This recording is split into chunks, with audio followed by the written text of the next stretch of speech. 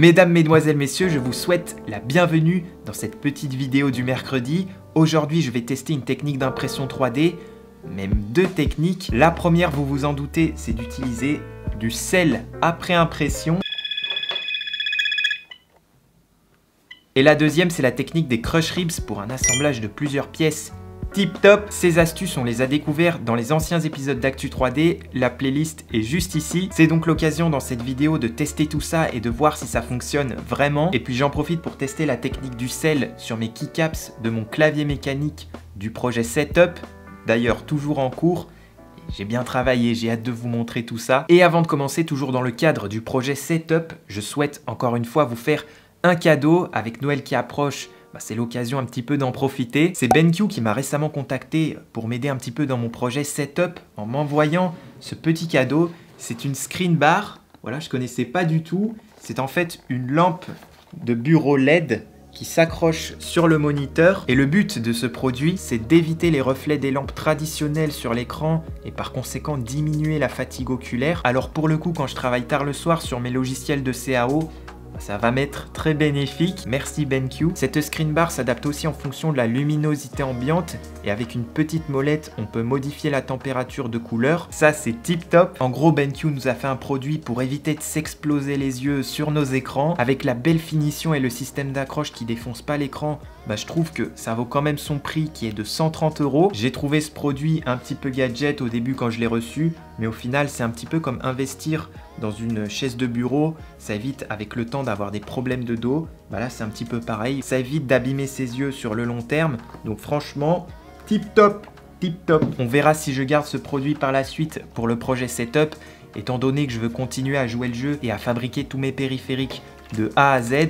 Voilà, on verra ce que ça donne un petit peu plus tard. Dans tous les cas, quand une marque m'envoie ce genre de produit qui m'intéresse beaucoup, je n'hésite pas à négocier un deuxième produit à vous offrir. BenQ a très gentiment accepté, donc comme la dernière fois, n'hésitez pas à aller faire un tour sur mon Instagram. Il y a un post concours sur lequel vous pouvez participer et gagner cette lampe de bureau. Voilà, en plus on n'est pas une grande communauté encore, donc profitez-en, c'est cadeau. Allez, on revient au vif du sujet. Il y a quelques temps, un maker a fait pas mal sensation sur YouTube avec sa technique du sel pour l'impression 3D. Alors qu'est-ce que c'est et à quoi ça sert? Eh bien comme je vous l'avais expliqué un petit peu dans l'épisode d'Actu 3D, le défaut principal de l'impression 3D FDM, c'est un petit peu sa superposition de couches qui fait que ce n'est pas une pièce 100% uniforme, contrairement à des pièces de Lego par exemple qui sont faites par injection plastique. Donc si on arrive en quelque sorte à fusionner les couches entre elles, la pièce sera d'une part beaucoup plus résistante mécaniquement et elle sera aussi certainement étanche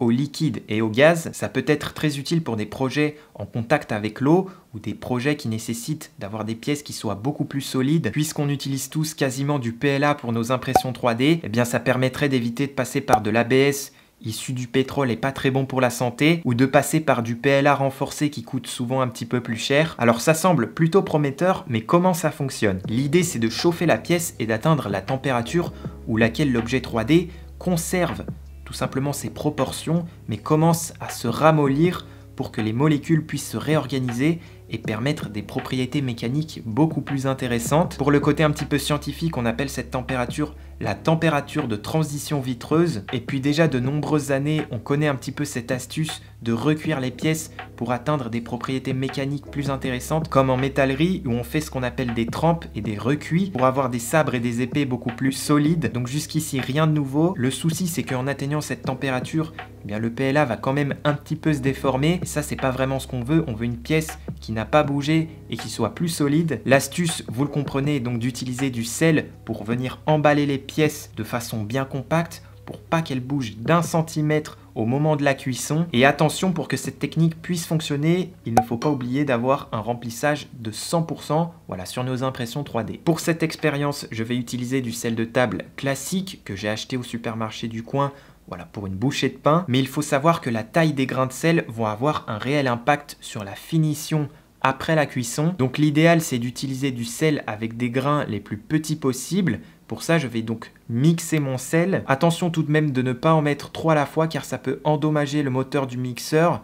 Donc ne pas hésiter à y aller en plusieurs fois. Le but est d'obtenir un aspect un petit peu farine que l'on peut venir compacter. Attention également, une fois qu'on a mixé, de bien évacuer la vapeur de sel qui peut s'infiltrer un petit peu partout. Et ça, c'est pas très bon si on a des appareils dans le coin. Ici, j'en ai pas utilisé, mais l'utilisation de gants est préférable puisque ça peut irriter un petit peu la peau. Ensuite, j'ai utilisé un récipient classique Ikea en verre pour disposer mes pièces.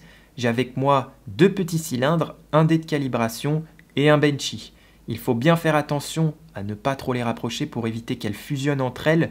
Le but, c'est d'avoir une pièce bien compactée par le sel dans tous ces petits recoins. Donc je prends bien mon temps sur cette étape. Il ne reste plus qu'à enfourner le tout pour 50 minutes et pour mon premier test, je vais jusqu'à 210 degrés. Une fois la cuisson terminée, j'ai utilisé une sonde pour vérifier la température du sel qui doit voisiner la température du four. J'ai malheureusement touché une pièce au passage qui est venue se coller sur le bout de la sonde.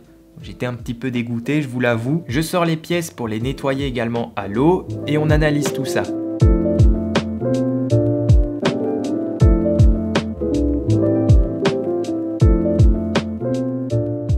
Donc pour un premier essai, j'avoue que c'est pas tip top, la plupart des pièces ont trop fondu, peut-être que je n'ai pas assez compacté le récipient. En tout cas, le benchy est presque réussi. Sur l'un des côtés, je me rapproche vraiment du résultat idéal avec les couches qui ont bien fusionné et l'objet semble vraiment solide en tout cas. Punaise, c'est vraiment solide, hein. On dirait vraiment un Lego. On y est presque, on y est presque. Je tente une deuxième fournée pour mes keycaps de clavier mécanique. Je diminue cette fois un petit peu la température à 190 degrés pendant 50 minutes et j'utilise au passage un autre récipient sur le dessus pour bien compacter le tout.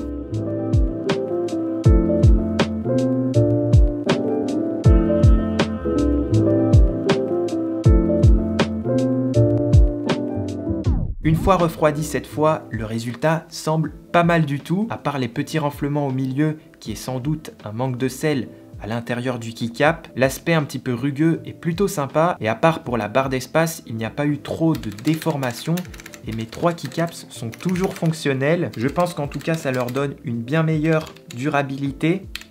Voilà, même si le résultat n'est pas incroyable, en tout cas je suis plutôt satisfait. Bon, petite conclusion, est-ce que cette technique fonctionne et est-ce que ça vaut vraiment le coup au final de l'utiliser? Alors d'après mon expérience, ça semble fonctionner. Maintenant, il faut dépenser beaucoup de temps pour trouver les bons réglages, les bons temps de chauffe qui peuvent un petit peu varier selon nos fours et selon les filaments. Ça peut valoir le coup pour des projets qui nécessitent des pièces par exemple étanches.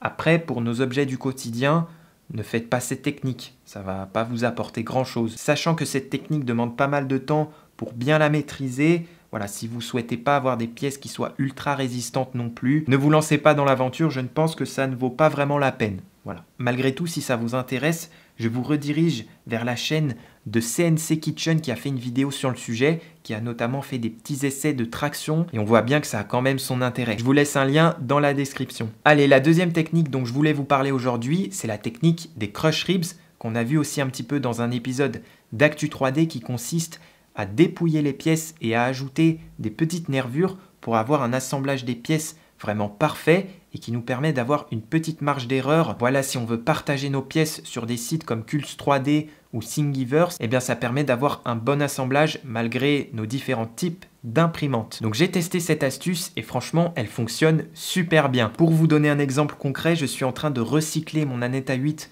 en graveuse laser et notamment pour le portique qui soutient le laser, eh bien j'ai utilisé cette technique, c'est pratique, c'est efficace, ça évite d'utiliser de la colle, etc. Franchement, c'est tip top. C'est super simple à réaliser, donc je vous montre tout ça sur Fusion 360. Il faut créer dans un premier temps les petites nervures sur les surfaces de contact avec le laser. Donc ici, rien de très compliqué. On va venir dessiner des petits triangles en esquisse qu'on va venir extruder sur toute la longueur. Ensuite, on vient utiliser l'outil Draft ou inclinaison en français dans le petit menu modifier. Comme plan, on vient sélectionner la surface perpendiculaire à nos surfaces de contact du laser et ensuite on vient sélectionner ces dernières. Pour finir, on ajoute un petit angle inférieur à 1 ou 2 degrés et le tour est joué. Voilà, après impression, l'assemblage est vraiment parfait et ce pour toutes nos imprimantes 3D. Ça nous laisse une petite marge d'erreur grâce à la dépouille sur la pièce. Je suis refait d'avoir appris cette technique et de vous la partager aujourd'hui en vidéo. Elle est très simple et très efficace. Vous pouvez l'utiliser pour la plupart de vos assemblages. N'hésitez pas à me tenir au courant sur Instagram de vos réalisations si vous utilisez notamment cette technique. Voilà, j'espère que vous avez aimé cette petite vidéo aujourd'hui.